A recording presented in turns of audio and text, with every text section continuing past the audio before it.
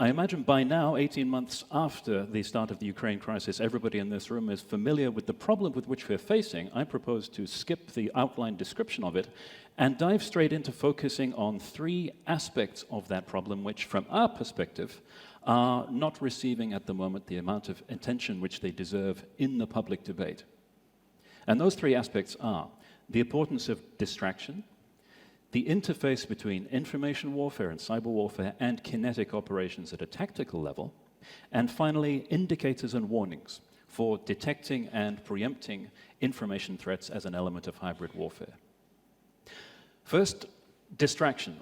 As we see it, there is still a problem that those who are considering adversary information campaigns are focusing on the obvious, on the bright, shiny objects, and obscuring the actual, real, serious underlying trends which are more important behind them. I'll give you a couple of examples to just illustrate what I mean by that. Take for one example the Western media's obsessive coverage of one single Russian troll farm on Ulica Savoshkina in Petersburg, to the exclusion of all else. It is just a couple of days ago that in my own country, the Guardian newspaper ran yet another feature on this building, probably the third or possibly fourth that they've run as though it is news. And that is repeated across a wide spectrum of Western media. Russia appears entirely happy with that situation because it prevents any deeper investigation of the troll and bot campaign as a whole and anybody looking more deeply into what exactly it means, with the notable exceptions of individuals like Ben O'Loughlin, who we'll be hearing from in the next panel. Another example, the smug glee that you see across the West whenever we detect and expose some of the most obvious Russian disinformation and fabrications. For example, alleged Stinger missiles found in Donetsk with packaging that's copied from a video game. For another example, people discussing placing bombs on MH17 who are supposed to be CIA operatives despite the fact that they don't really speak English. We feel very happy when we discover these, and they evoke derision in the West and to some extent in Russia, but that obscures the point that them being plausible to us is more or less irrelevant to the Russian objectives. So again, it's a dangle, it's a distraction, it is something which is taking us away from the real underlying problem, which is the continuing penetration of disinformation, of polluted information from the opinion space into the decision-making space. It ties into the assumption that because something is obviously untrue to editors and readers of the Washington Post, the Financial Times, the Economist, therefore it doesn't matter, which, as we know, is completely untrue. Second point, military operations facilitating information warfare objectives. What Russia demonstrated 17 months ago in Crimea was that under the right circumstances, in order to achieve total information dominance of a given region, you don't need labor-intensive troll and bot armies. You don't need expensive and sophisticated information weapons. You don't need noisy and unpopular DDoS campaigns. All you need is a platoon of special forces which can deliver a telecoms engineer to the right place at the right time. Now, this has two important implications for strategic communications defense. First of all, in a crisis, civilian infrastructure, internet exchange points, undersea cable termination points, the cables themselves, even server rooms, need the same kind of defense and protection as do other strategic assets. And secondly, a defensive strategic communications plan needs to bear in mind what it is going to do if access to the internet is degraded or denied altogether.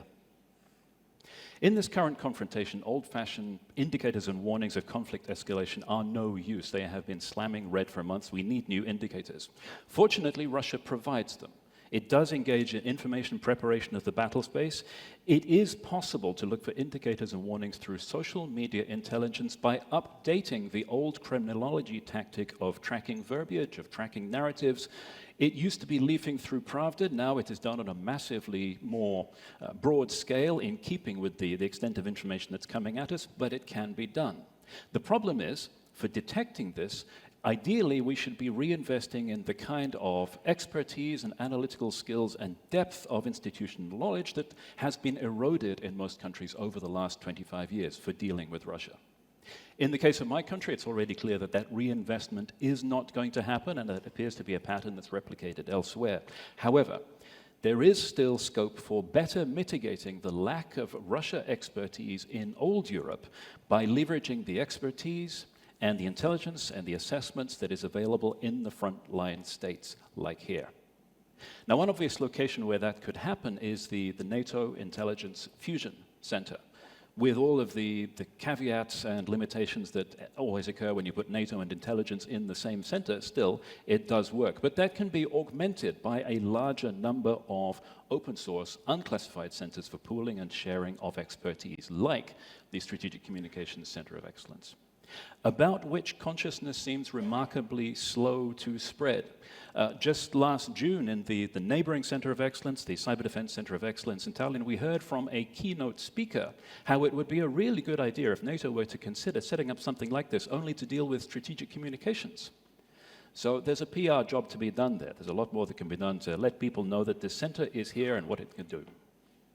Now, one of the defining features of the problem that NATO, rightly or wrongly, calls hybrid threats is that they're difficult to detect and identify, and by extension, difficult to preempt. It's one of the natural characteristics. But the most effective defensive measures which NATO can adopt in this field are the same as in others. It is very simply preemptively removing opportunities and vulnerabilities before a crisis in order not to leave the invitations open. In the strategic communications domain, for NATO as a whole, this does mean moving away from a PR approach and operationalizing strategic communications to an extent which is not visible outside the organization at present. In other words, not communicating about what it is doing and what is happening, but doing like Russia does, putting the strategic back into strategic communications and communicating in order to frame and to shape and to make things happen. Now, it may be that within NATO and within national governments, even within the EU, that is what is thought is happening. It may be that that is indeed the intention, but it is not how it is perceived from outside the organization. And in this context, it is outside the organization that is important. For Russia, information warfare is both an offensive and a defensive tool. For the defensive side, just witness the immense and expensive efforts to which they have gone to isolate their own country from information from outside. In Russian information warfare doctrine, this is known as securing national information space against breaches. It is not a concept which features in our own ideas of how the internet works, how freedom of expression works, how the free flow of information works. Nevertheless, NATO does need to have defensive strategic communications far more than Russia thinks it needs it. And so at the end of this panel, I am greatly looking forward to hearing what Colonel Simon West will be telling us NATO is actually doing about it.